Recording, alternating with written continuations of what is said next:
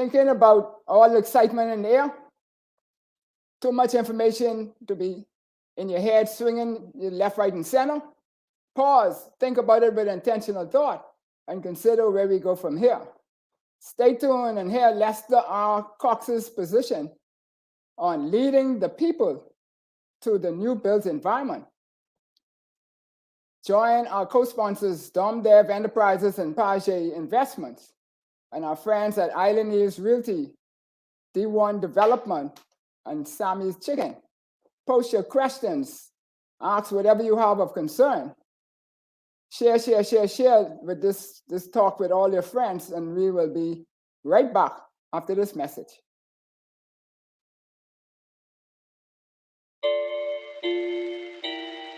Something to think about with Dale Happy Knowles.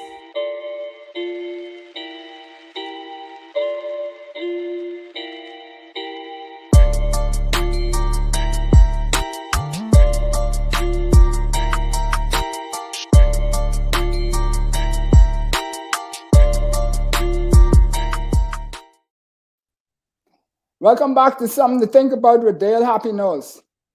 We're here with Lester R. Cox this evening, our special guest. And what we say on the show is what we think, we become. What we radiate, we attract. And what we imagine, we surely can achieve. Let's change the narrative 242.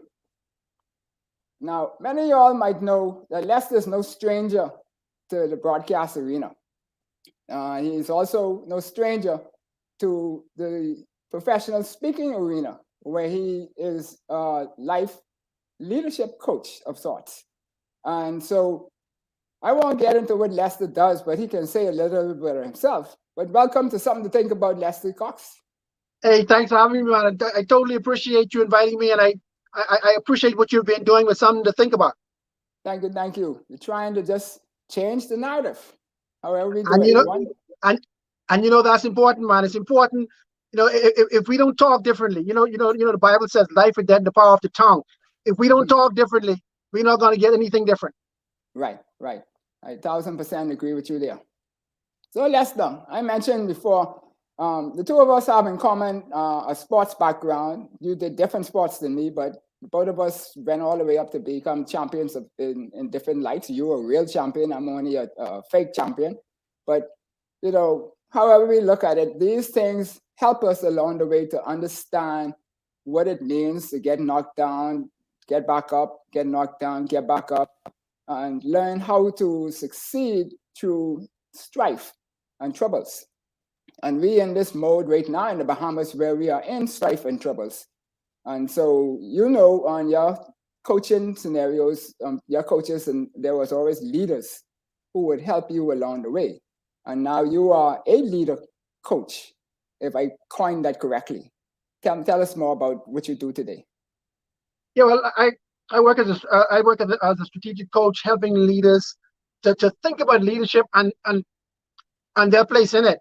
And as you said, I was kind of lucky to play squash at a very high level.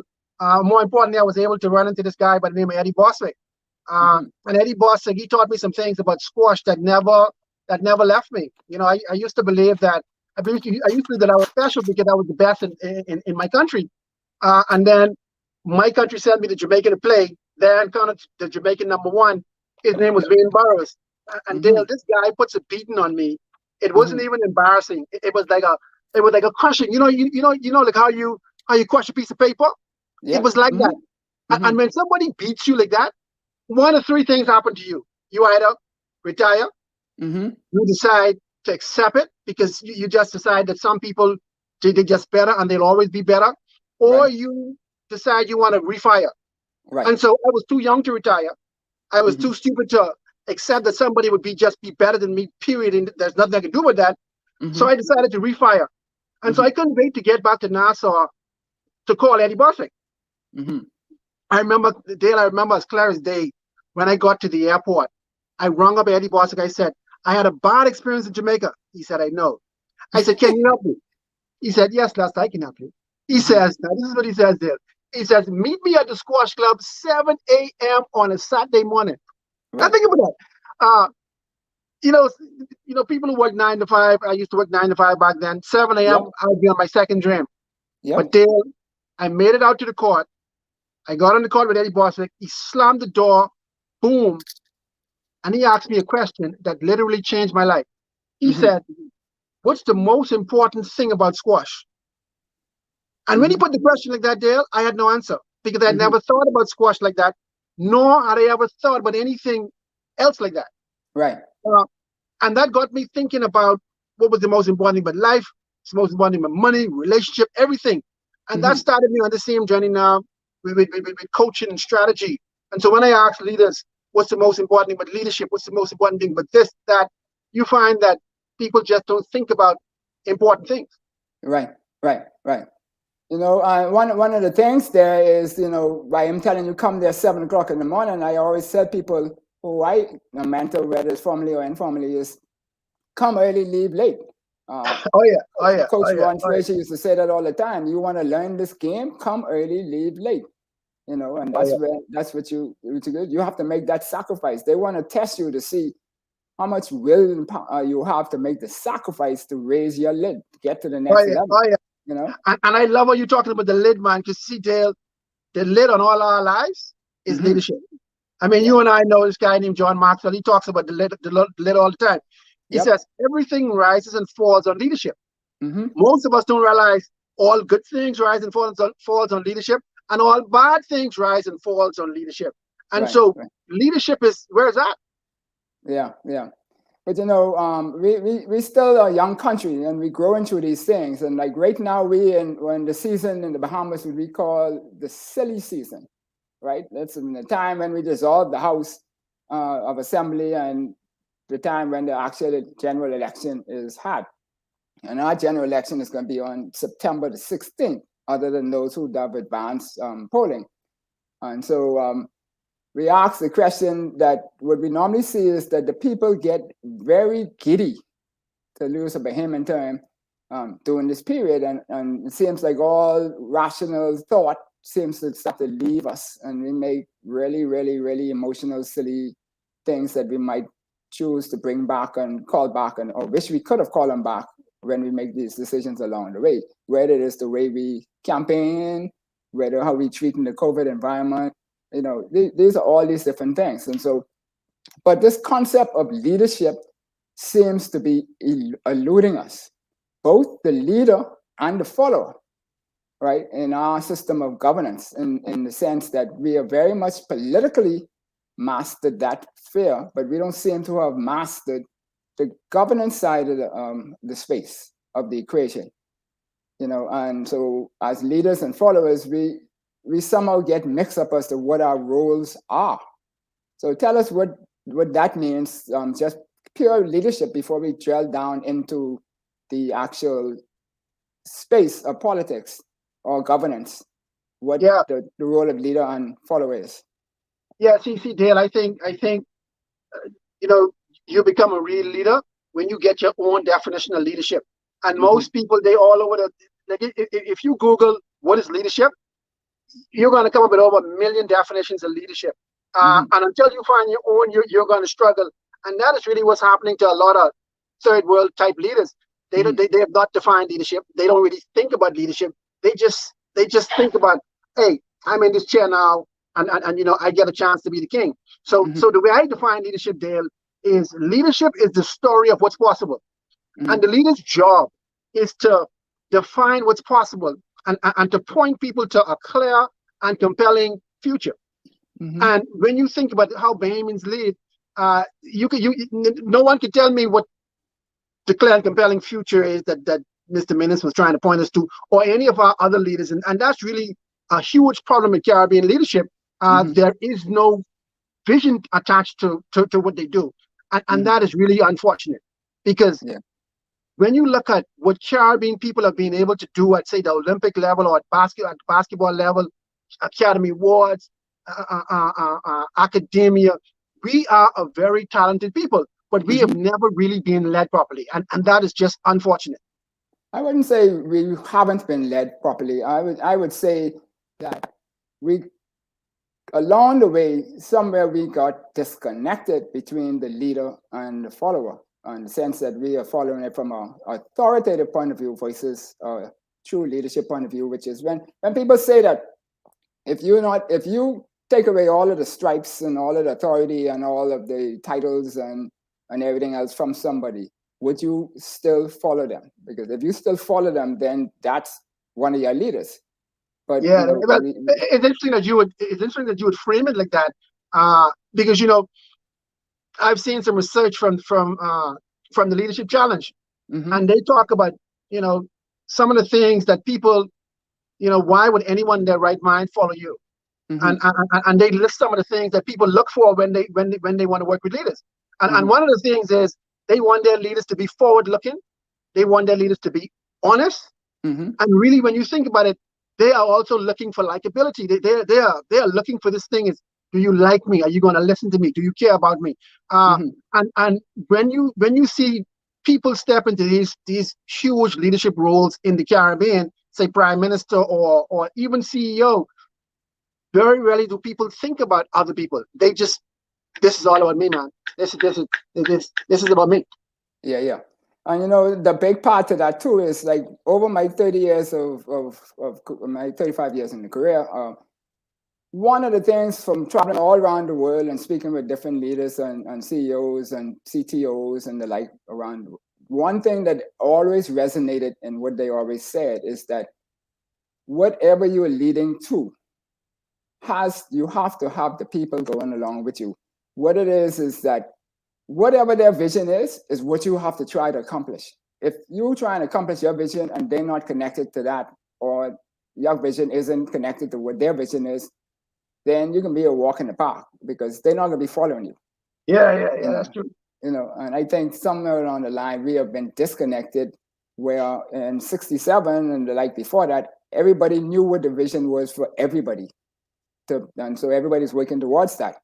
So that had the connection. But along the way, somewhere, we decided to separate where everybody wanted to go from where government think we need to go. And we went back in that colonial system where we are telling people, this is where you need to go, versus this is where we should be going together. Forward, onward, upward together.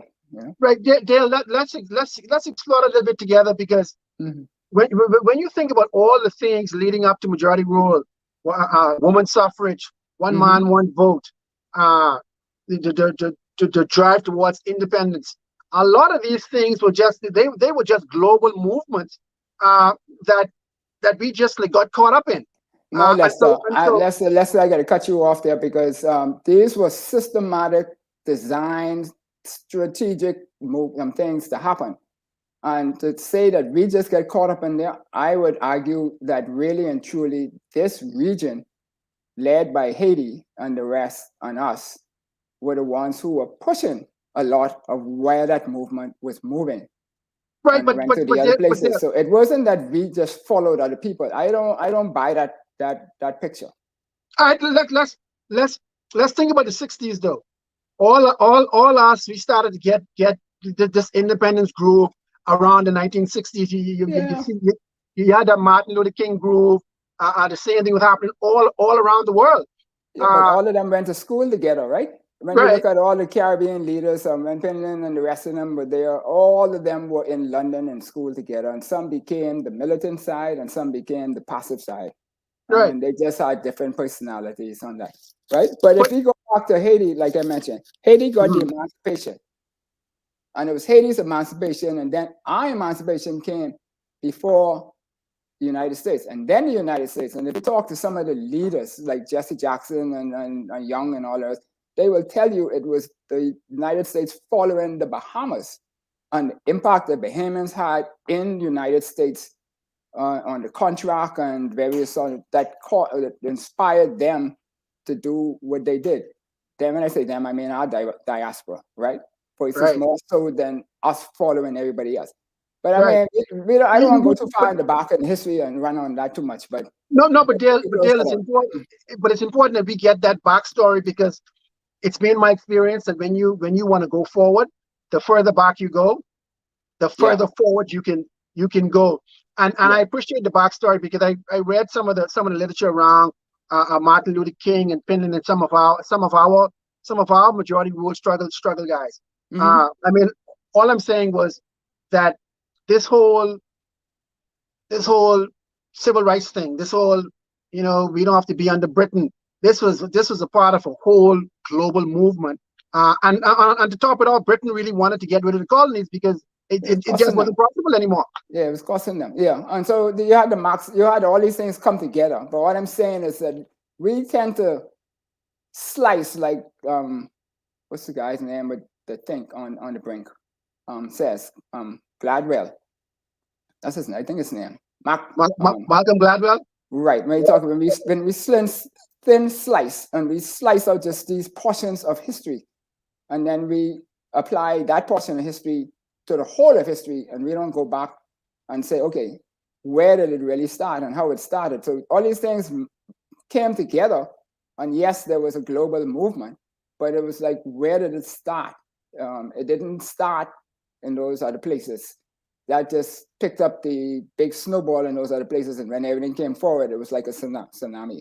But if we look at our environment today, though, Lester, we're talking about in the silly season, people getting giddy on this concept of leadership. And we, in the last 5 years, under the Pinland era, there was 25 odd years of back-to-back, where people followed and understood where the Pinland government administration wanted to take. Obviously, in the latter terms, they went astray and the people wanted different also, similar to where we are now. But in the last 20 years or so, we've just been flip-flopping 5 years in, 5 years out, 5 years in, 5 years out, 5 years in, 5 years kind of thing. The people were just so frustrated and feeling so disconnected from the admins that they didn't feel that, at least this is my feeling, that the admins had their best interests at heart. And so the people weren't following them because they were their leaders. They were following them because they were the authority, or dreamed to be authority, because really and truly the people are the authority. But that's a part of the conversation that we can touch on too. So what is the view in terms of our present leadership dilemma? Do we what do you, let me let you comment on that first before I say something. Yeah, it's interesting that you would go there. So if you look at what has happened to the Bahamas since 1992, right, when Ingham took over, promising a better way. So he looked at what Pinland was doing, and he said, I can do it better. And the people gave him the power. Yep. And the thing is, he didn't do it better. He did his thing. I mean, you've got to give Ingham credit for, I think, a couple of things. You got to give Ingham credit for opening up things. This whole radio station thing. You got to give him big props for that. But apart from that, we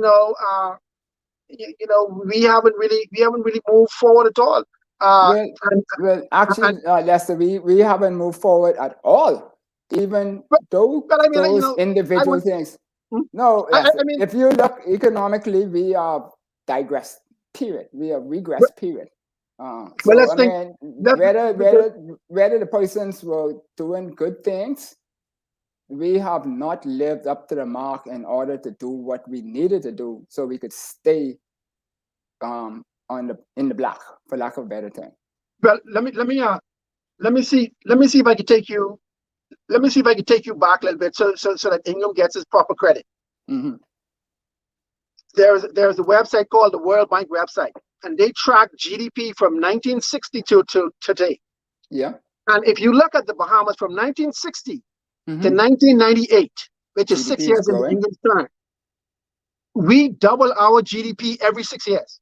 Yes. And if you looked at that GDP doubling every 6 years, you would see a lot of that came about because of people involvement. Some people make the mistake of believing that our GDP was doubling because of foreign investors, but really, our GDP was doubling every time you see the people got involved in their affairs. And how far that went up to? What year? 1998. 1998. And really, what happened in 1998 was that the world started moving towards the internet, because the internet really started, when you think about it, the internet really started in earnest around 1987, 1991. We just missed the technology part of development. And that's where we stuck today. We are stuck. Well, you can tell me we miss it as a country. Yeah, no, I'm talking about platforms were there. Yeah. Mm-hmm. Say again. The platforms were put there for us to use, and we just chose not to use them. No, I mean, we using technology, but we using technology as consumers. So exactly. instead of Bahamian owning Facebook, we are on Facebook.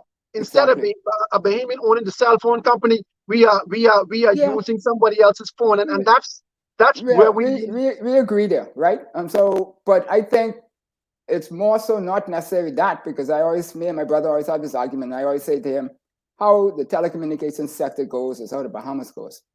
And if you want to know why the Bahamas has been going the way it's been going over the last 20 years, look at what's happening in the telecommunications sector, and that will tell you where, if you trend where that's going in the Bahamas, that will tell you where the Bahamas is going. So if you want to fix the Bahamas trend, fix the telecommunications arena, and you fix that.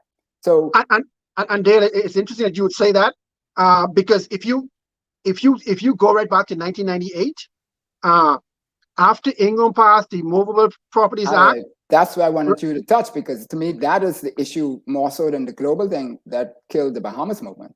Yeah, that I thought was a huge mistake. But I am also a fan of foreign direct investment, because I think you need foreign investment, but you also need local direct investment as well. Yes. You need a combination, but you need to be the drivers of your affairs. So yes, we agree used with to that. own BTC, right? Mm-hmm. We ran it well. Of course, these foreigners showed us that we could run it. We could run it.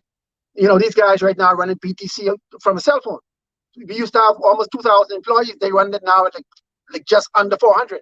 Let's not argue with that, because you will open up a can of worms that I agree. Give you so much information that you will not be able to answer. You will just be with your mouth dropped down to the ground, right? So let's look at it this way. What I want us to stick on is the high level, right? Because I don't want us to drill down into the details of a BTC or the details of Ingram. Let me see if I can finish this thought, because thing.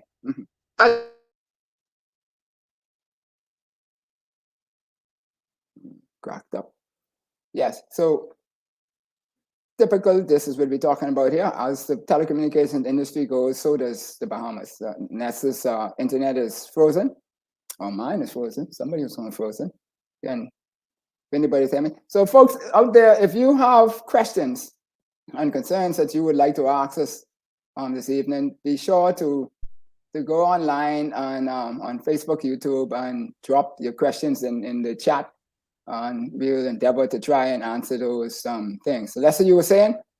Yeah, I lost you there for a couple of seconds. Yeah, the point I was trying to make was that as the internet started to come on board, as you started to see phone companies like Nokia and a place like that come on board, that started to turn economies more towards the tech sector. But we haven't seen that growth in the tech sector, and that's unfortunate. And I think the growth here, as you said, well, so goes BTC and live, so goes the Bahamas, because at the end of the day, the ICT sector, if that's not 30% of your economy, you are going to be struggling. And the ICT sector in the Bahamas is about 7% of our economy. Yeah. And you mentioned it earlier that we focus, or we did all the consumer part of it, but as we pushed to try and get people to get into the other spaces of it, we did not embrace it as a country. And so right now, we are still the most digitally primed country in the world, or at least particularly in this part of the world, based on our coverage, performance, and so forth, capacity in per square mile for a country. We provide greater service, even though we might have shabby service delivery right now. Right. Some issues, we still, in my mind, are still way ahead of most, including the United States and Canada. Because see, those places only have it in big cities, and they don't have it across the whole country. like the Right, in Bahamas. the And major so cities, yeah. we have opportunity out this world in order to raise our lid to even higher heights. But if we look Right. at this now, this requires leadership, right? And this is why we're having this conversation today, right? So maybe we needed to have that little to do in order to get to the points that we need to get to. And so when we look at this now, we say 5 years we've been flip-flopping. So do we understand the difference as a people between authority, power, inspiration, and leadership? Do we understand what's the difference of those things? I don't know. I know one thing. We want more than we've been getting. So we have been sort of the last guy who had 2 terms in the prime minister's seat was Hubert Ingram. Right. Since then we have been firing leaders every 5 years because they are not giving us what we want fundamentally. And Right. and of course we are not going to agree on this point, but I can tell you what Bahamians want, I think, is we want to be involved in our affairs. We don't want to be second-class citizens in our own country. And that is exactly what we are in the Bahamas, unfortunately, led by our leaders who believe that they should be second-class. So the way we've been running our country is just like how the UBP ran it. All right. So we put the colonial guys on top, we number 2, and then you're all under us. And that's exactly how the politicians like it. But the people, especially some of us who are evolved, we're not interested in that, because when we look at our political leaders, and I mean, this is going to be kind of controversial, our political leaders, they are not world-class like Shawnee and Stevie Gardner. When they step on the track with the best in the world, you don't see our political leaders. They don't see themselves like that. A lot of us, we see ourselves. The leaders don't see themselves like that, or the people don't see the leaders like that?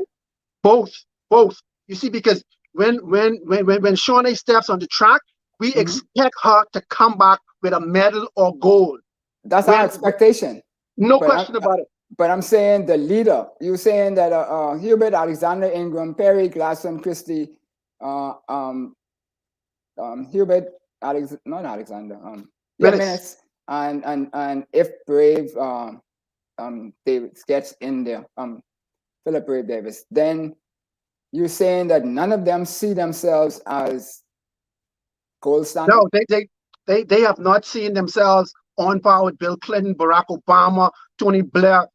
What these guys do is they look up to guys like Barack Obama. They don't see themselves on that level, and that's why our country, we have not become like a Singapore. We have not. Look here, if we kept doubling our GDP from 1960 to 2021, you know what our GDP would be? It would be $70 billion. If you tell an average person that, if you tell any of our political people on the stage right now that our GDP should be $70 billion, which is 6 times what it is right now, they would think you're crazy. Right. No, and I don't, because I mean, I think we should be more than 100. See that? On things that I know we can do. I mean, correct. the shark industry alone, and I have not even had a detailed conversation with a person like a Prescott Scott on it, but just from my friends and former colleagues at the UM and the like, who come over here all the time to fish and do things in our waters recreationally, that industry alone is huge, and we're not benefiting from it, as far as I'm told, at all.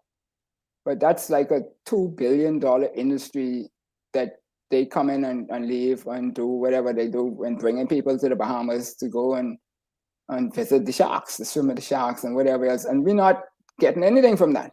I mean, can you imagine? When I was doing my show, I sat down with Michael Bailey, who has Royal Caribbean Cruise Lines, and they have this. We gave them this key. We gave them an opportunity to buy a key in the Bahamas called Coco Key, which is their #1 destination.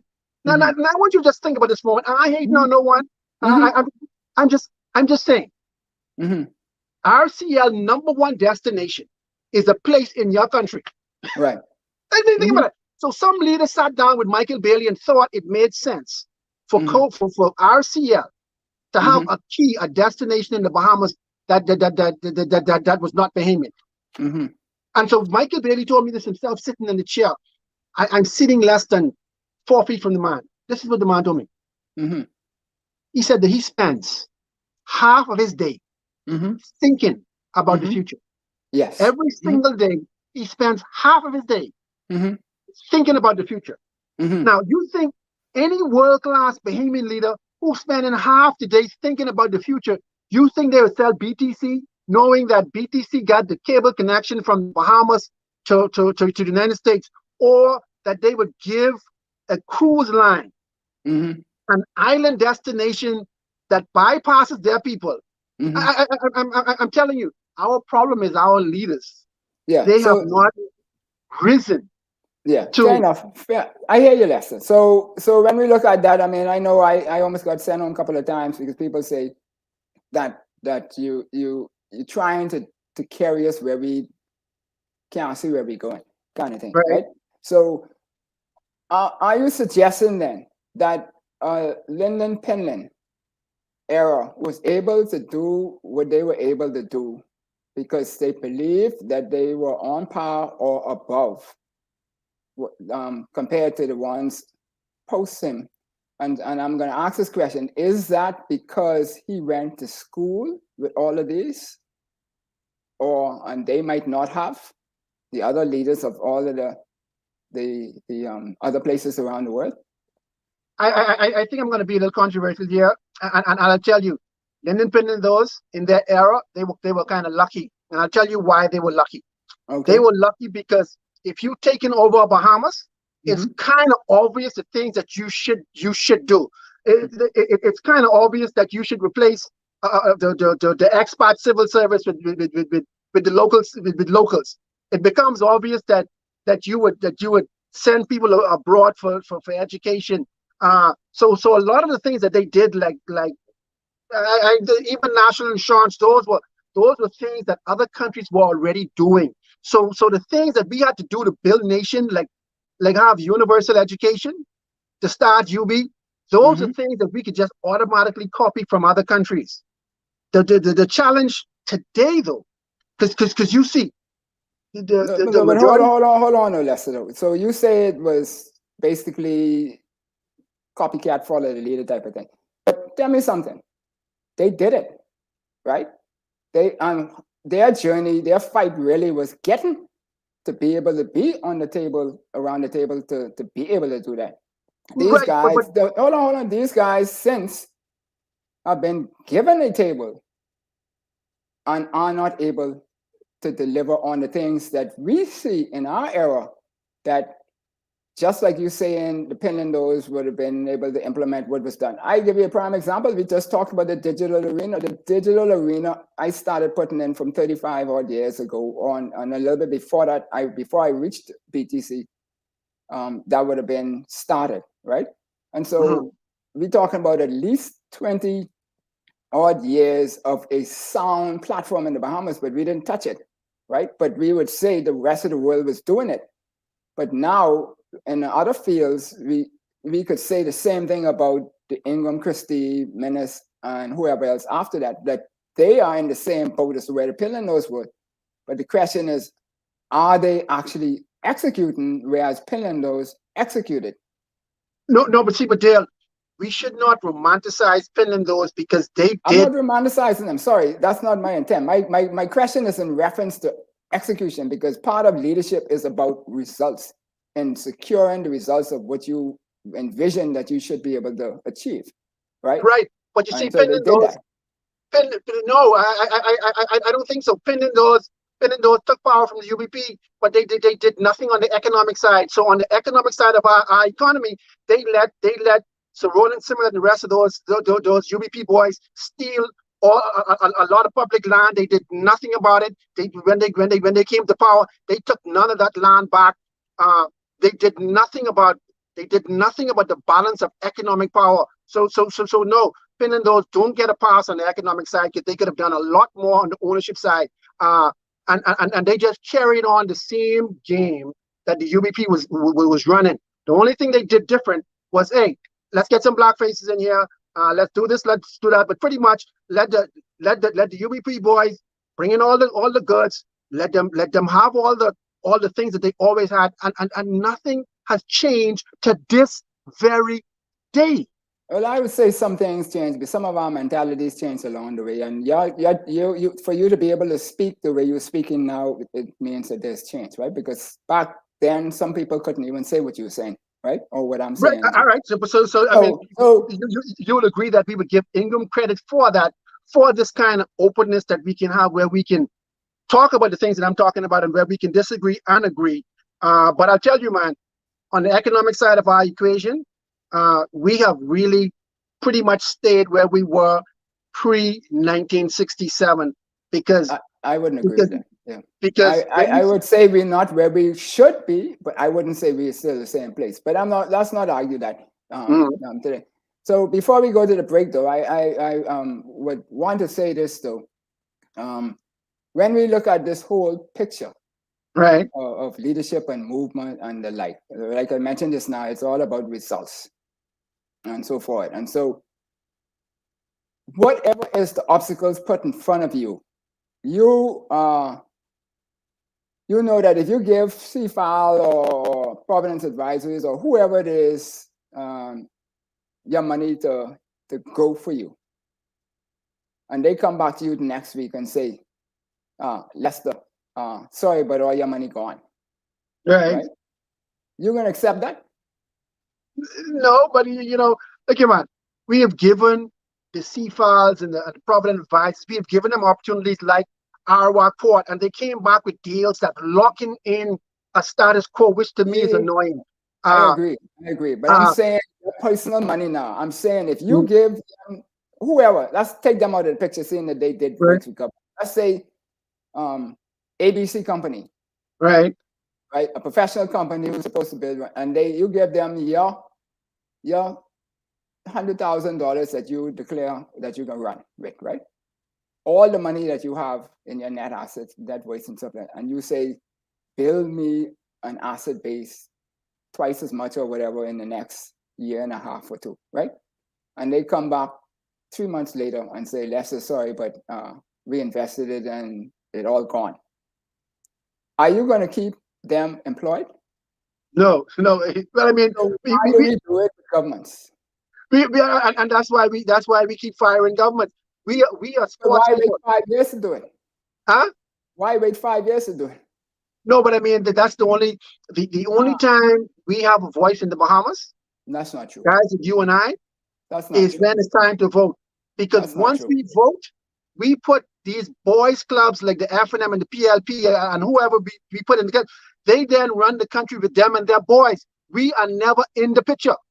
Yeah, but that's not true, Lester. We don't have to wait for 5 years to cause change. That I mean, if that was happening, then plenty of things would not happen in this country. Well, think about it. Let's hear me out just 1 second with regard to that. Mm-hmm. In 2017, the run up to the 2017 election, the FNM and Hubert Ministers promised 4 things. This is what the dude said. He said it was the people's time, right? He said that we were going to have fixed dates for election. He said that we were going to take a new approach to the people's business, that I was going to be a CEO prime minister. Yes, and number 4, that we were going to be absolutely transparent, freedom of information. Look here, man. The guys didn't even make a veiled attempt to give you any of those 4 things. Not but even. What did we do to cause them to give it to us? But I mean, look at the question. Look at the question in the chat there, right? So besides talk, right? Bahamians talk a lot and say, "Oh, they do this. The man get the swabs coming in on the plane. The people bring in the people to bury the dog. The this, the that, whatever it is." But what did the people do to cause the administration to change?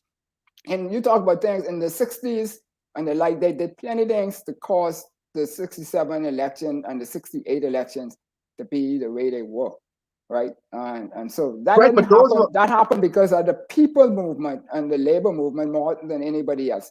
So but I want you to think about this. What are we doing now?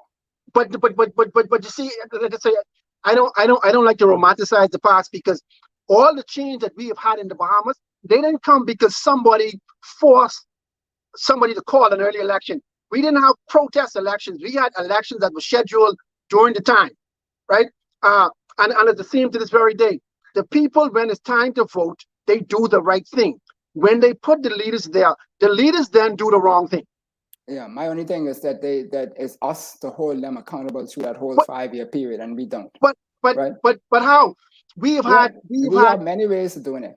But come on, man. We've had record protests during this administration. We've had so many protests. We've had so many marches. We haven't had protest. We haven't protest. Huh? We had marches. That's not a full protest. That's not the full scope of protest. You know, there's more to the protest than just a march.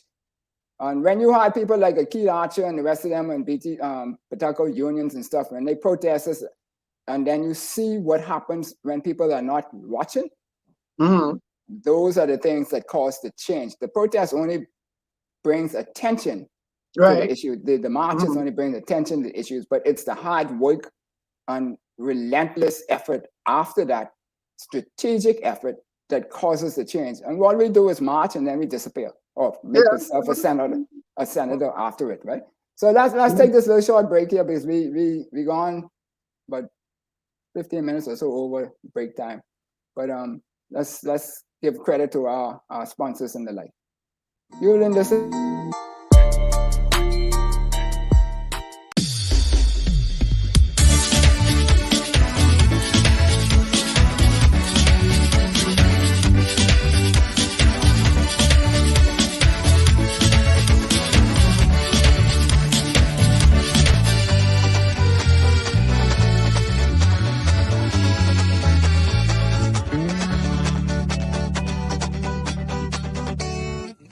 Sammy's Chicken.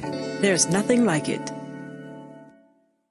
This is Coach Tanzan Knowles, founder and head coach at 242 Elite. I just wanted to talk to you guys about our first trip in program history to Orlando, Florida.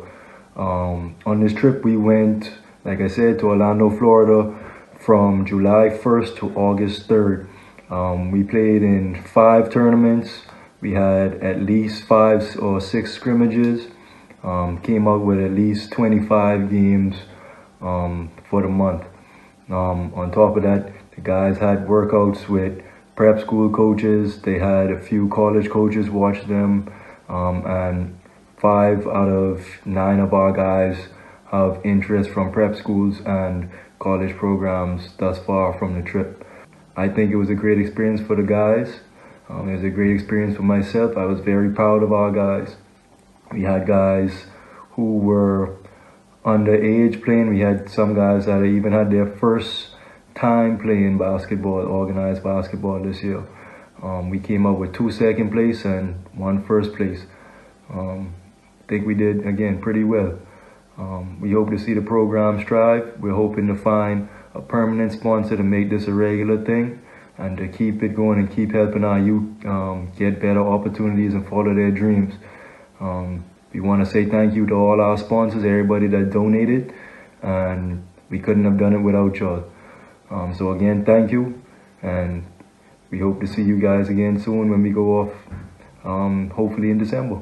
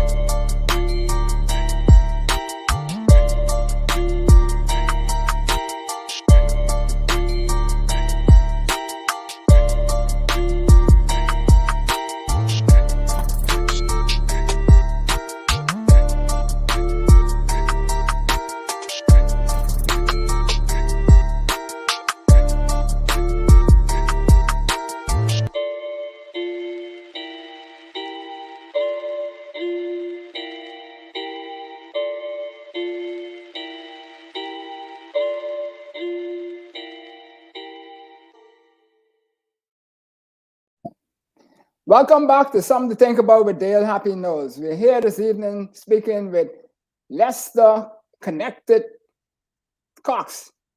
And we're having a discussion about leading the people to the new built environment. And so as we talk about those things that we were talking about before the break and some of the leadership items and people in leadership and where we've carried the Bahamas and stuff. So now this part, we want to deep and dive into the governance side of leadership, because I think we have mastered how to politic and how to, lack of a better term, swing the people in the way we want to swing them to get them to vote for us and stuff like that and so forth. But it seems like we do that very well, and maybe that's because of the position that we had in our history, that we learned that we had to talk very well to get what we needed to get. But once we get there, like a lot of leaders, Drucker and Brian Tracy and all those would say, is that it's about results. However you look at it, the end of the day, leadership is about results, and so we have to figure out, are we putting people in governance who can deliver results? Lester, what's your take on that? Well, obviously that's a setup question, because the answer is no. Because you will know, if leadership is about results, and we fire in the NFL, when coaches keep having losing seasons, what we do is we fire those coaches, and no union could say it, the coach, right? And it's the same thing with our leaders are underperforming. One of the key things you'll know about good leaders is good leaders always outperform the assets you gave them. Exactly.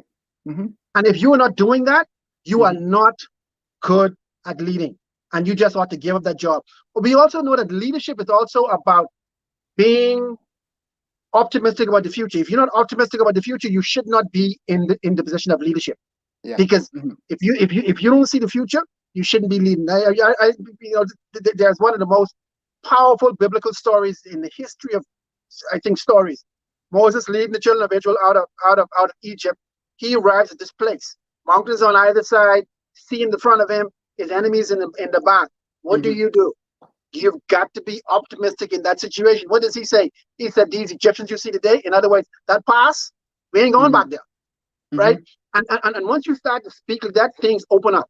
And I'll tell you, the problem in our political leaders is they don't understand that this national development is not about them. It's not about them and their party. National development is about opening up your country in such a way where you can find the Shawnee Millers in politics. You can find the Shawnee Miller and the Stevie Gardners all over your country. What we've been doing in Bahamian politics is we've been trying to run the government and the economy and everything. And this is why I'm such a huge advocate for city government. Because there is no place you can go in the Bahamas to escape governmental incompetence. Look here, if you got a second, think about how we've been managing COVID. We have been so incompetent with respect to managing COVID that the whole world, the people who measure in countries, every country, every leader got the exact same homework. And you know what the people who measure COVID say about the Bahamas? It's an objective measurement. Out of 180 countries in the world, the Bahamas is number 179. But when we say that 179 could mean that you're only 1% away from the top, right?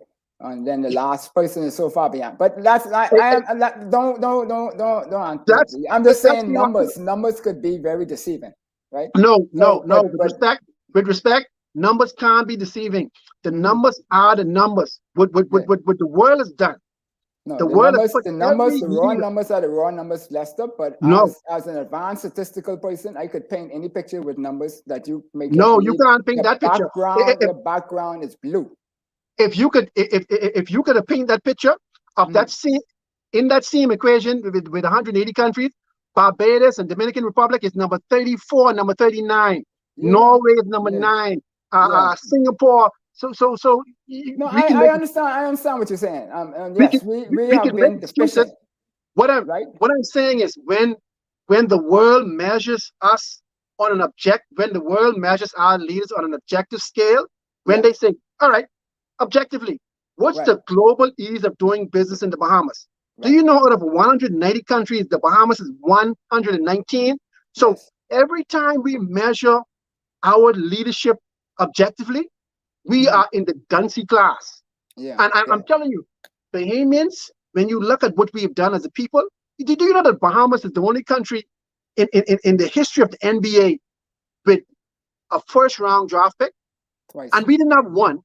Yeah, two. We have we had two, right? Mm-hmm. Uh, Mm-hmm. and so You have more Rhodes scholars than many other ones too. I read someplace. Yeah. Mm-hmm. I'm telling you, Per capita. Mm-hmm. so talent wise, we are among the most talented in the world, but we Mm-hmm. have not seen that translated yet into how we work together as a people. Right. And So, I tell you, one of the things that we mm, could do as a people, Dale, is to look at our neighbor to the north. Our neighbor to the north have the federal government, mm-hmm. and then they have 50 state governments, Yeah, and then they have hundreds of yeah, county yeah. governments There are four and levels of government. Yeah. hundreds Mm-hmm. of city governments. Yeah, there are And, four and levels of government. Mm-hmm. correct. And we have to learn how to share this political power. If you But you give know, us, but Lester, we have some of that because we have the Grand Bahama Port Authority model, which needs yes, tweaking, but yes, we bastardize it or not ostracize, we do demonize it. That's the word I'm looking for, and stuff like that. Instead of saying, okay, it's not maybe ideal for how it's structured, mm, right? But if we tweak it, then it could be ideal for us. But we would oh yeah, we prefer to throw the whole thing out. So when we look at that, all of that is to do with governance, right? And so right. forth and the like. And so if we look at this whole picture of governance, the only way in my mind that we're going to change governance, Mm, the way we do governance is if we change the way we select the people who are going to drive or steer or lead governance, right?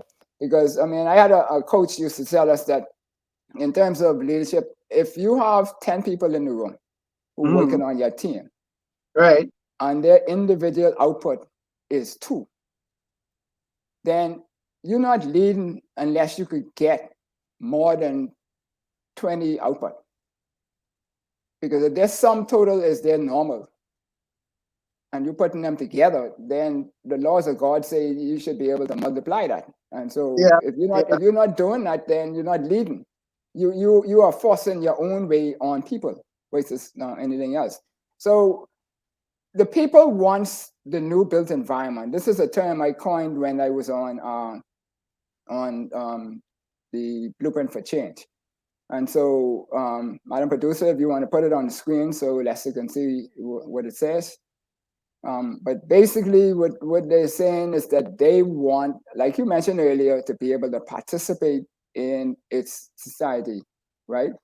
And in its process. And so we say the new built environment is the political, economic, and social environment of our society formulated through intentional thought and action, designed to create the greatest opportunity to build the highest quality of life for our citizens, residents, and those subscribing to and supporting the culture of the 242, and which will provide sustainability for generations to come, right?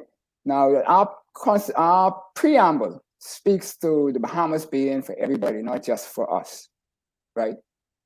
Anybody who's supporting our way of thinking and our Constitution is supposed to speak to our DNA or who we is, kind of thing. So when we look at that, how do we translate what the people have been asking for? Because they've been asking for this participation. They've been asking for these new environments where they could reach out and touch and have access to provide for their families. Even if we don't say get rich, just to be able to provide, right? And Yeah, so forth. yeah. So when we look at all these things, that's not just economically, but politically. Your generation, my generation, we have not politically had our fingerprints on the political state.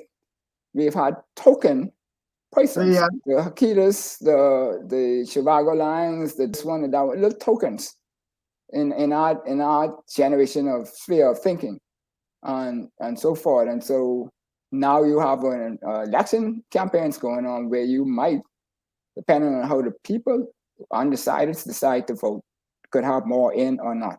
So how do we get to be able to define, how do we evaluate people to put in governance? Well, you know, Dale, that's a tricky thing, and that requires another show, man. Because unfortunately, what has happened, I think, to the Bahamas is we have enshrined political parties in our constitution.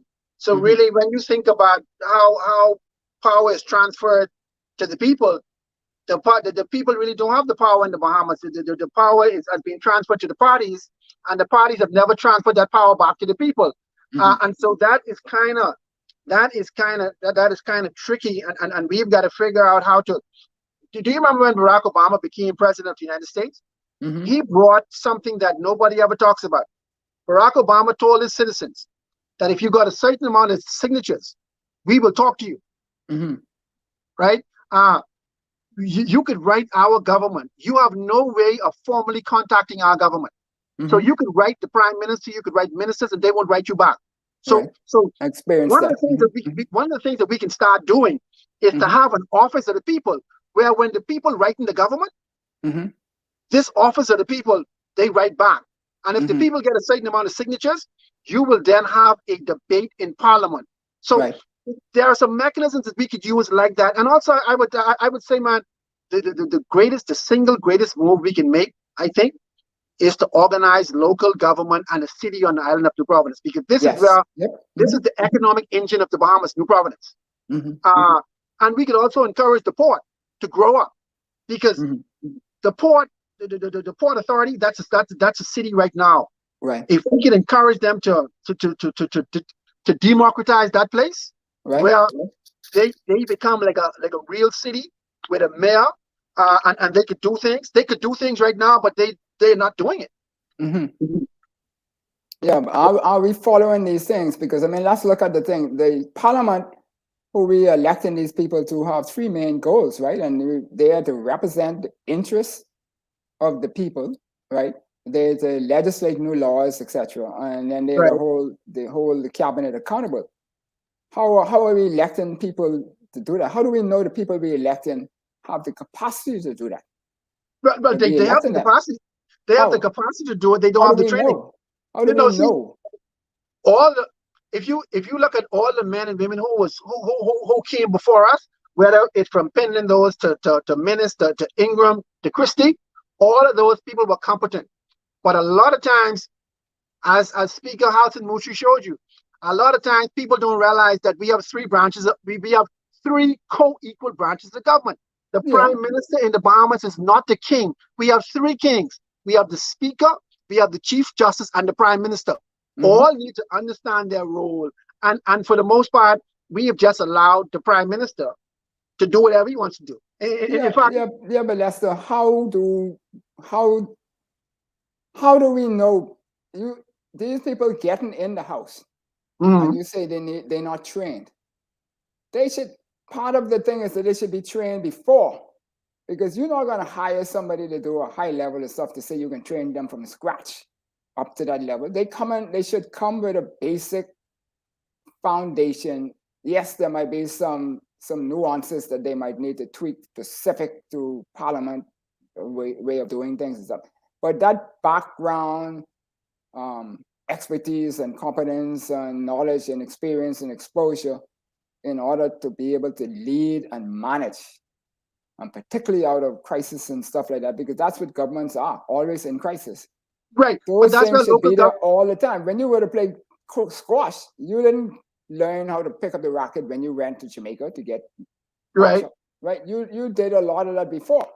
Correct. Right? I came up to the junior program, but there is no junior program in the Bahamas. In the Bahamas, we could, if you look at some of the guys right now running for the PLP, and for these new parties, these are guys who just came off the streets. They have no experience, no background, no nothing.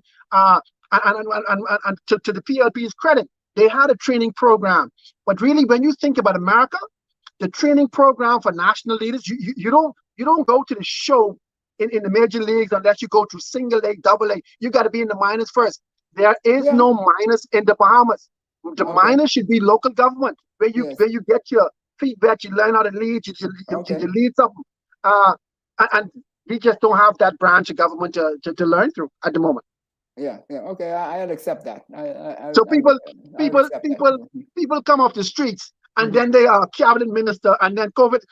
Even our current prime minister, Mhm. all right. COVID hit, Dorian hit, and when crisis hits you, if you don't have that innate skill and that experience to go inside and really bring out the best in yourself, you just can make excuses. Yeah, but that's so I accept that. I accept your position on that in terms of in the house. Now, when we talk about getting into cabinet and the rest of those places, that should be a different discussion, right? Because cabinet is a policymaker, Right. and so you have a whole organization called the Public Service, who should have technocrats in there, who are the ones that they should be relying on to do, who have all those years of training and stuff as to how to disaster management and all that kind of stuff, out of crises and plan and innovate and stuff like that. That's their job. That's what they should be doing. But Right. True. we seem to like to follow the policymaker trying to do these things. I heard someone just the other day saying that we need to have another minister of health who is a doctor. My Can you question imagine? still is why? Because I mean, Right. they Can you are imagine such, policymakers. They should not be the ones to be technically competent. right? Can you imagine such an ignorant statement? Every minister ought to be really into leadership. Look here. When you think about our civil service, for instance, the Mhm. problem with a lot of people in the civil service, they have been appointed by these same politicians. They're not really qualified to be in those positions. They don't have the leadership skills themselves. And that's unfortunate, Mhm. because you've got to build. We have seen you cannot elect competence. Mhm. You've got to build competence in your institutions, and the public service is an institution that we have to build deep competence in, because that's the key to our country. Mhm. Mhm. Yeah.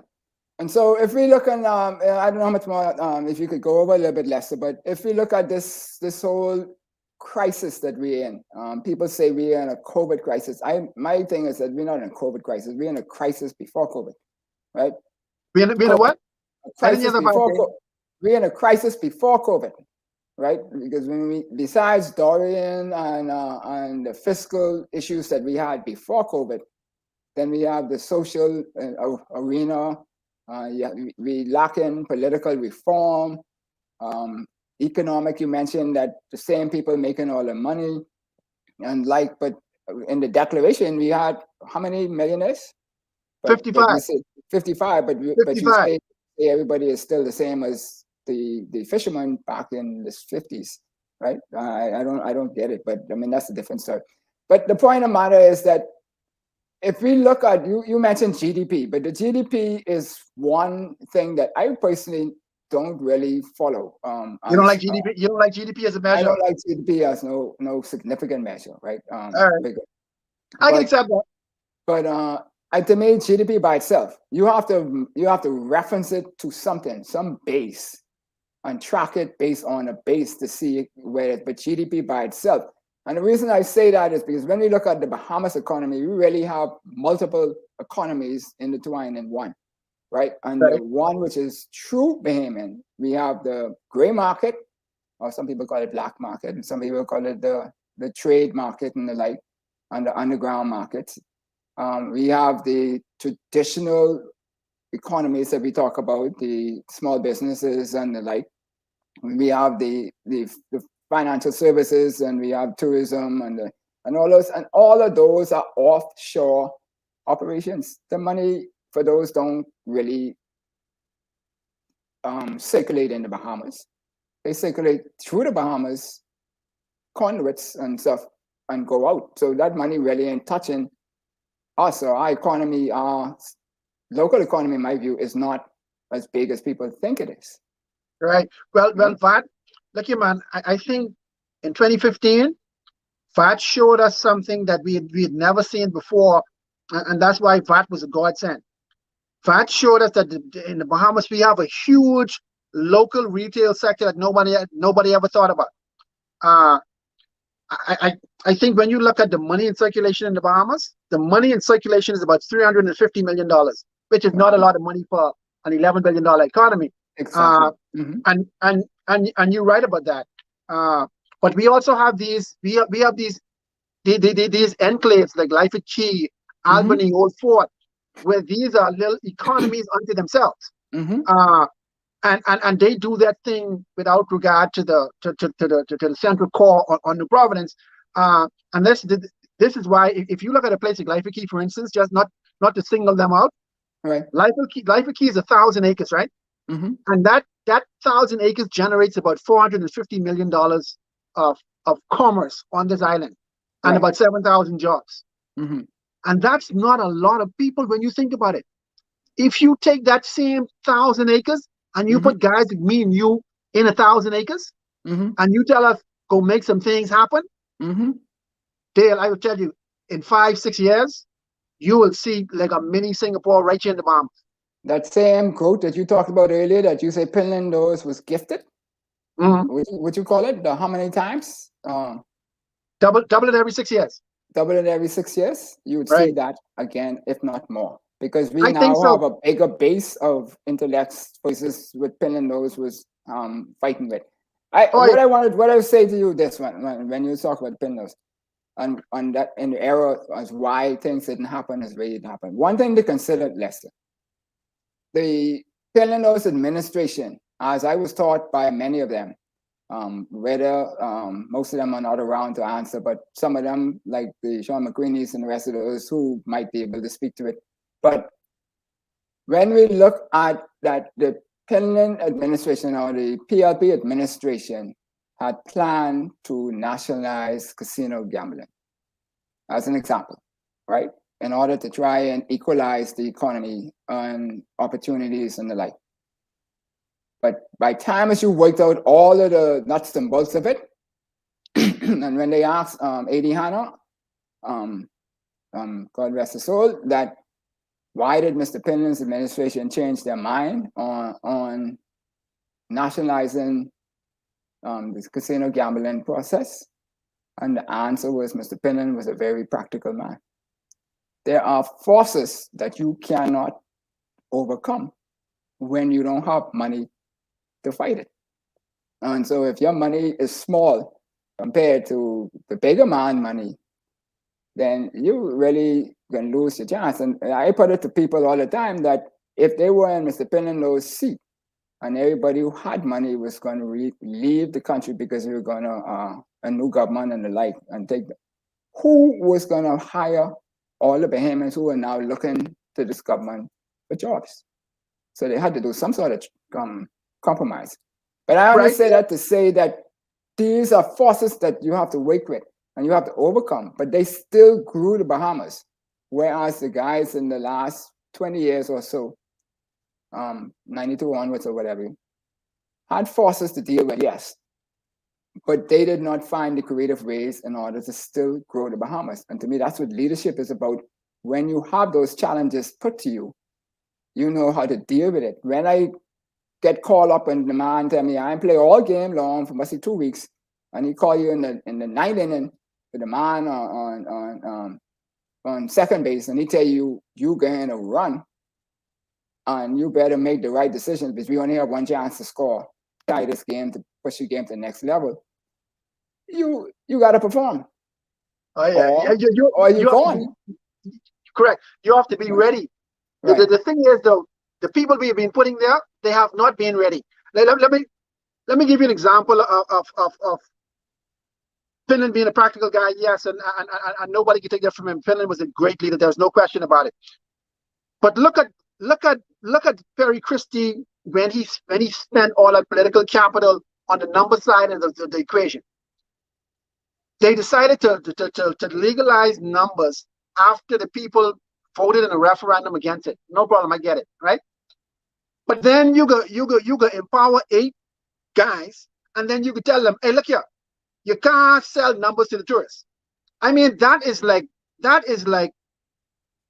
a really bad decision. Because at the end of the day, the tourists in the Bahamas, they are like, how much times our population? They're like 6 times, no, more than that. Lester, In the 2019, whole of Telco was built off of tourists on foreign volume, not local volume. All of the businesses in the Bahamas that are successful, I mean, authentically successful, leverage the volume of people, the tourists, and everybody else who come here. correct. None who just deal with the local economy or 300,000 people are successful. Correct, right. So, because at one point you guys are making like $50 million or people who are just roaming, right? Exactly. Yeah. And so our local leaders said, hey, we don't want our numbers men making money off tourists. That's probably one of the silliest decisions the PLP administration made in the Christie era. Jessica Ingram made a silly decision selling BTC. So we have all these history of decisions that might be bad. So how do we ensure that the decisions going forward does not follow suit? Boy, Dale, that's going to be a difficult one. And I would encourage our leaders, not just the people who are actually leading the parties, but I'd encourage the fellas at the table who are around the table to talk to guys like you and I, Gilbert Morris, C. Allen Johnson, these people who got ideas and who could think of a better way. And I'd really encourage them to allow us to run a parallel system to government, because government can only do so much. Mm-hmm. The private sector will always outperform a government because governments think about things that you and I don't focus on. You and I, we just focusing on 2 things. We focusing on revenue and expenses. Mm-hmm. Government is think about, hey, how I get reelected, how I can find some jobs. So they are prone to make really, really bad decisions. Yeah.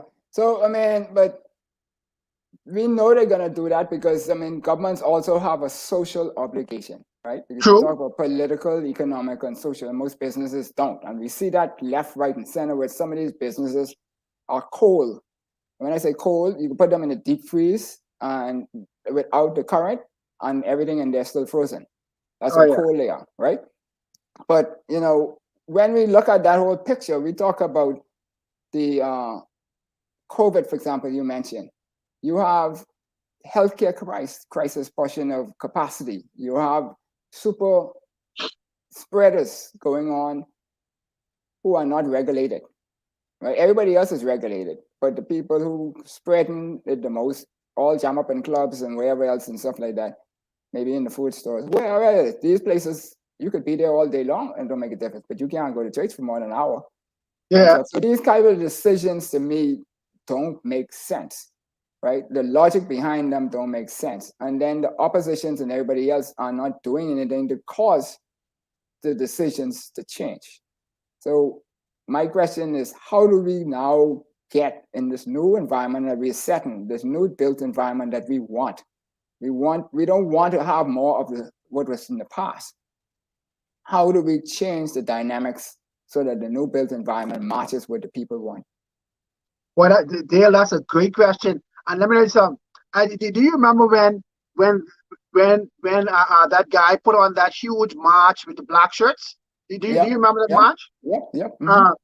And what that march signified was that you had black Bahamians and white Bahamians.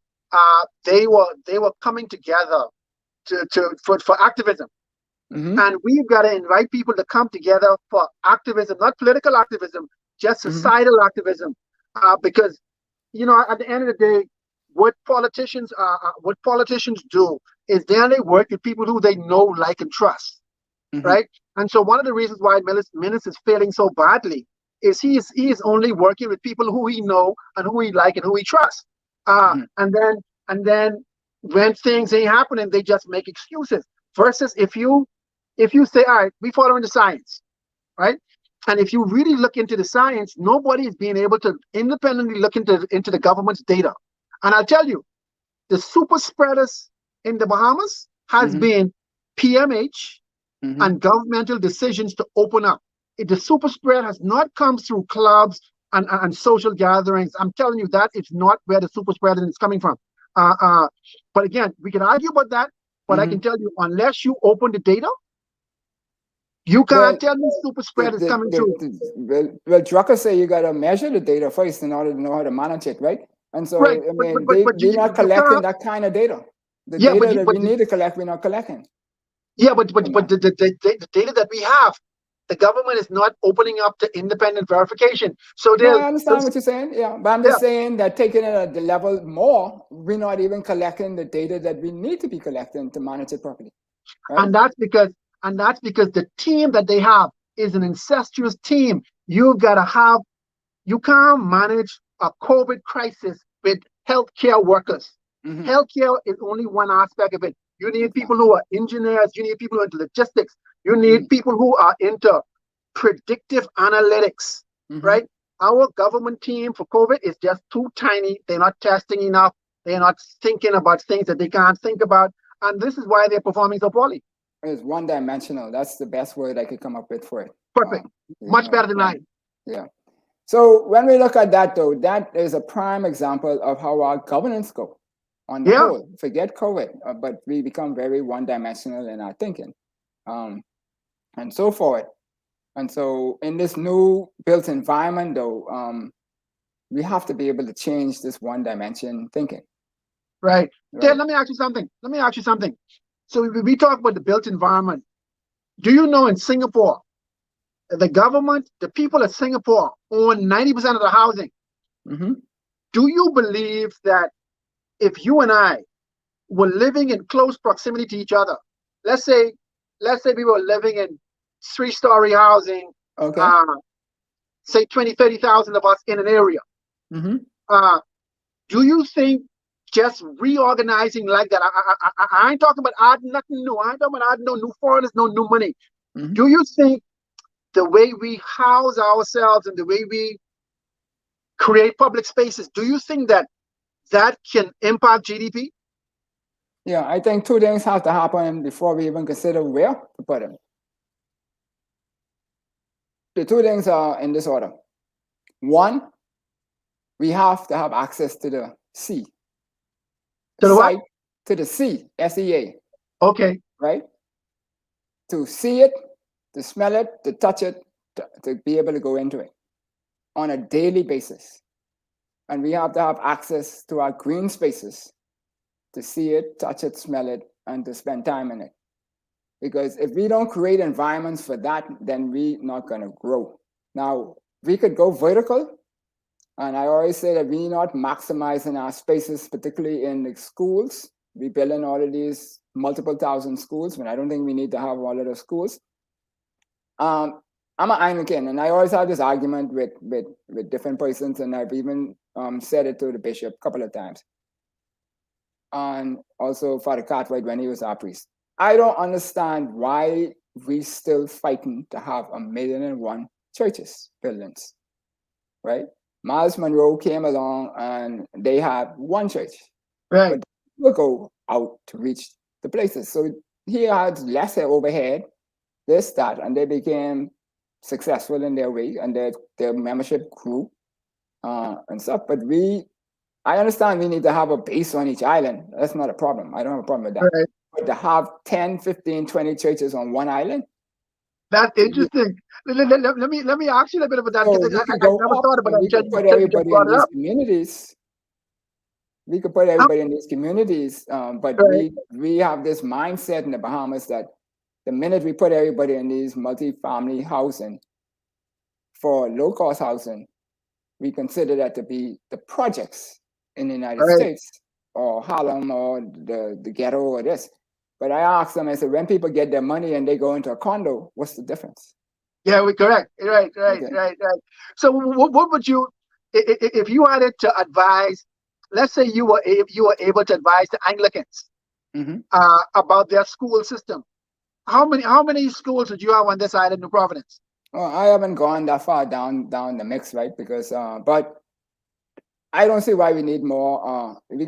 In the Bahamas, we might have 2, but they would be specialty schools. they're not going to be duplicated schools. I mean, and say the Bahamas, and Nassau we might have two, but they're going to be specialty schools. So either you're going to this school for this or you're going to that school for that, but they're not going to be two of the same schools. Then you just make those one institution bigger to accommodate whoever needs to go to that type of institution. Wow, And that, so that the two things are the academics and the vocational. right. Right. And so we'll have two schools, one for those who are more inclined, because I might be light and I might look even whiter in this light than what it is, right? Right. But we are people who are more kinetic people. For 400 years of being in slavery and working in the fields and everything, we outperform everybody in the world physically, athletically, whatever it is, stuff like that. And doing our hands, craftsmen, that all of the best artists, this, that, and the other, who are kinetic minded, are people from the diaspora, right? So my thing is that if we have a population that, I don't know, you know the numbers more than me, but I haven't checked lately. Let's say it's 85% of the people are African based and the like. Yeah, it's about 92% now. Wow. So then we can, well, I guess I'll do one drop thing then, yeah. But if we can then look at our system and say all of them are going to be academically inclined, going through school and so forth, and then come out and become doctor, lawyer. That's part of the reason why we have this show here is to open people's mind that there's more than being a doctor, lawyer, accountant, the traditional academics. That there are entrepreneurship, there's different ways of creativity that we could do in order to expand people's minds. And they could get into that and be successful. Michael R. Morgan, as I call him, the big guy from Terminator, he is pursuing the esports. That's a couple $1 trillion business globally. That's powerful, eh? We already have, the Bahamas is the most digitally connected and so placed in this world zone 1. Why not bring that to the Bahamas? And I said that to the minister last term, who I think is a good friend of yours, that needs to be one of the spots in paradise to do, because Man, that is everything. You need to stay on that, because that is a powerful point. Do you know that when we watch football, like I think NFL football is a great game. When we watch football, the commentating and the analytics behind football is just as engaging as the game itself. Yeah, and those commentating and the analytics behind football are all driven by the commissioner of the sports, sports, NBA and the NFL, and they're all driven to cause the cash flow through those organizations to increase, because they're business more so than their sports. And we need to approach things the same way, that when we do things, instead of chopping at each other and pulling each other down, we need to figure out how we can raise the lid for everybody so that more people could benefit from it. And whilst everybody's benefiting, then you benefit too. If you try to benefit everything for yourself, there's only but so much you could benefit by yourself. Can you imagine? It's about cooperation, and we say, people say that Bahamians don't know how to cooperate, but if you look at the amount of churches we have built on this little small island with small congregations, we know how to cooperate. We just don't know how to cooperate with big things. Mm-hmm. You blew my mind just now with that school thing. My daughter, she go to this school in Atlanta called Georgia State, mm-hmm. and Georgia State have about 30,000 students. Mm-hmm. And let me tell you something. That is a well-oiled machine. So that means you could have a high school in this country, mm-hmm. with 10,000 students. Mm-hmm. If people could wrap their mind around it. Can you imagine the kind of energy that would be in that school with 10,000 students? Yeah. Cool. So yeah, but Lester, we gotta have to bring you back now, because we touch on these things, and so but we just wanted to sort of highlight where we need to go. And hopefully the powers to be out there who are running their campaigns and the like understand, they're going to try to get elected. But Mhm. very quickly after that day, like Kobe would say, you know, you only have 4 hours to sleep, and then you gotta get That's back to right. work. That- Right?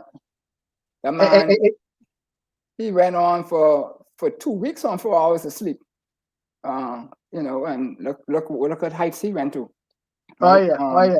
And so forth. And so the government of the next administration is gonna have their hands full. The biggest challenge that they've ever had in a long time is they have a tsunami of the medical challenge. They have the economic challenge of the fallout of the economy. They have the social challenge with all of the youth feeling disconnected and not being able to participate in society. And by the way, I'm waiting for Alan to send me the numbers now, but I think there was something like 70% of the persons under 45 make up the electorate. And How much? so almost 70%. Wow. So millennials are now the biggest group in our on our voter register. The millennials, digital natives, yeah, those two generations, X, Y, and Z, and Right. and so forth. And so if we're looking at that, they're not interested in the old school way of doing things. And so we have to find a way to embrace it. And you talked about pooling people. So drawing on these people. Back in the Pinland those days, the persons who were in Pinland's first cabinet were considered, on the most part, the business elite in the country. And the Bay Street Boys were the same way, right? Yeah. But now we're to the point where we have more expertise out of cabinet than we have in cabinet. So the prudent thing would be is for cabinet to figure out how they're going to leverage the expertise out of cabinet to raise the lid. But Why, Dale, that's powerful. that's a mentality change. Now, But, do we have you know, the you've gotta- capacity to make that mentality change? Yeah, you've got to keep it in that point, man, because look here, if I would give the incoming administration 2 pieces of advice, I can tell you how every government failed from 1997 to this very day, to the same administration. They all made the exact same mistake. The election was about 1, 2, 3, 4. Mm-hmm. When they won, they made it, the first thing they made it about was the budget. Mm-hmm. No, the first thing is not the budget. The first thing you have to address is what the election was about, and then you address the budget. And then you also have to figure out how we gonna listen to the people. No government. I was going to say you got to put that first, but I mean, No. fair enough, You see, fair enough. Yeah. but I mean, hopefully the campaign was about listening to the people. So you've got to, the first set of legislation you should pass is to address the campaign and then the budget. Well, you know, we differ on that because my view on the campaign is that's the swing. Okay. The swing. That's the swing. You know, you used to go to the squash club and then you used to put on your sock at a certain height, and it had to be whitened so much, and your shorts had to be on a certain way, and because you really wasn't doing that so you could play better squash. You was doing that so you could catch the eye of who you was trying to catch, right? And so you could walk home with 2 trophies, the one from the thing and the other one. And so when you look at that now, when this September 16 is finished, either you walking to the dance away with the champion or the girl, or you going from the dance with no. And so if you're going with the girl, then now you need to be able to take care of the girl. And the question is, do they know how to make that adjustment? Madam Producer, you can put that back on the screen. Yeah. Boy, they better, because let me tell you something. People tune you out very quickly today. You can get tuned out very quickly today, Dale. Yeah. Okay. So and we saw that because in 2017, it didn't take 2 years before people tuned out the present administration. Correct. Right? You know, and you know, in 2015, I predicted that this administration, whoever won, PLP or FNM, wasn't gonna last a term. Wow, that's what. And what was your? We could talk about that under the tree. Huh? We could talk about that one under the tree because that. All right. I'm not giving up that information on all right. public, right? But Yeah, so, but we need to, and actually in 2015, you know, I said that election was going to happen in 2020. And the only reason it didn't happen in 2020 was because of COVID. But, you know, it is what it is. So when we look at that now, and we look at our definition that we had on the screen just now, we talk about the opportunities that we're trying to create for our whole society. I think Lincoln Bay and those have highlighted enough opportunities that is there. So it's not a question of that being in place. But the key is what I have here is that we need to have a new built environment. That's what's highlighted in the yellow, and also or mustard. And then we also have the intentional thought and action as to how we go about this. And so that has to be a plan to do. That we need to be able to do those things systematically and intentionally as to what we're trying to achieve. It can't be this, wake up one morning and say, oh, I don't like Leicester, and so I can do this to get on Leicester. We are too much in a hole to do things that way. That's my view. I don't know if you share that view. No, I totally agree with you.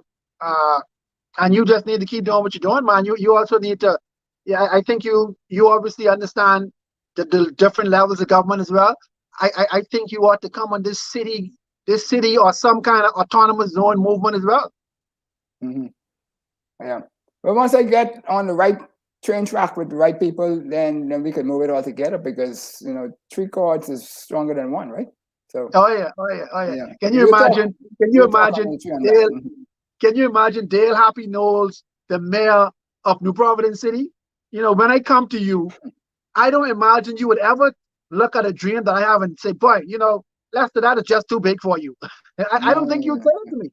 No, Lester, I said this before to people on the show.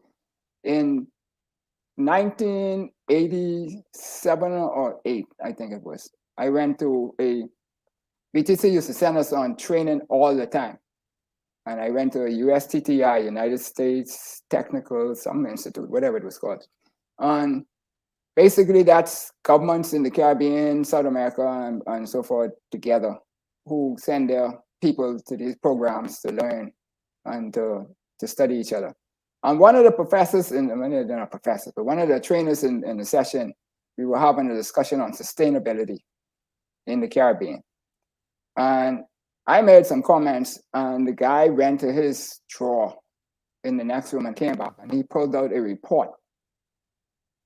And he started reading from the report, and he said, for the Bahamas to be sustainable, and he's reading out the report, we require 3 million people in our economy. Wow, this is in 87, 88, right? We have a population of 400, max, probably, thereabouts. We have, 7 million come here a year on normal basis. Right. And so forth. And so if you say on a continuous basis, there's 60,000 of them every quarter or thereabouts. So you're talking about not even, what's that? That's 3, not even a 6 of the people we have in our economy today. But we fighting to say we overcrowded. Yeah, that's ridiculous, eh? You know, we just need to figure out how do we get more in our operations and how to share the benefits of it, and not necessarily just leave it in the hands of the people who have the monopolies, the people who have the protected industries, the people who have the cartels and stuff. Find a way to get it to distribute and flow throughout the whole sector, and not just in and out of the country. Because we have a lot of, look at what our trade is. Global trade from the Bahamas is not a small figure. If I remember right, I heard of it, right? So some of that will be able to stop here, much less just keep going. But Lester, we'll have to have you back. We'd like to thank you kindly for being able to anytime, man. Thank you for the invitation, man. I totally enjoyed the conversation. I learned a lot. You learned it, yes, we both, yes. So, and we look forward to having more of them as we go, and hopefully you are there on social media would have found this of value, some pieces of a value, and if you did, then be sure to like, share the discussion, the show today. If you want to become a friend of something to think about, then do so. You could inbox us or hit us up on the link, and then we can figure out how you want to do that. And if you want to support us financially, then that also is always welcome, that we could do that. We have D1 Development, we saw in the commercials, and they have a program where they try to build youth. And so, you might want to support them too. So all of that is a part of the family. But talking about family, I'll be remiss if we go from here today and not acknowledge with reverence the Bishop Cephas Ferguson, who passed last evening. He is the father of one of our own who has been on the show, like yourself, Lester, Bishop John Ferguson, who was here a couple of months ago. And so Bishop Ferguson Sr., I guess you can call him, would have been the chaplain at Her Majesty's prison for many moons and did wonders and work there and other places in the Bahamas. And so we just send our prayers and condolences to the family and wish that he and his souls and all the souls of the faithfully departed rest in peace. Amen. Amen. So Lester, thank you again, as I mentioned. Madam Producer, we want you all to be safe out there. Vote, because you need to be safe so you can vote. Because as long as they talking about people who have COVID can't vote, that's a challenge. So try at least stay safe so you could vote. And do your corporate deed that people have sacrificed so much to allow you to be able to vote, and so forth. So as we do this, we ask you to pause, think about it with intentional thought, and consider where we go from here. We've given you a lot this evening to think about, and how things we might want to change, how we do things so that we can build that new environment that you want, you, the public, you, the electorate. This is not about the politicians building what they want.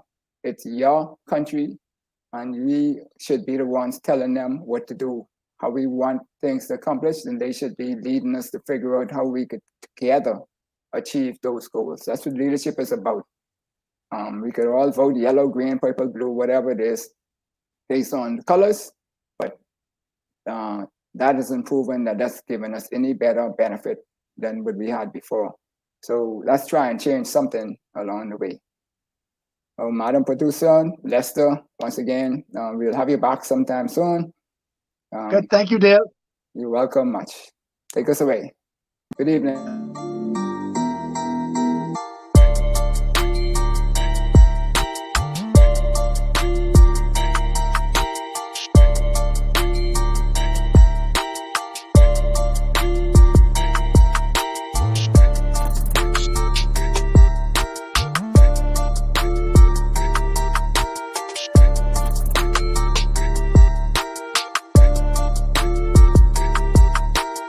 Join Something to Think About with Dale Happy Knowles as a friend and sponsor.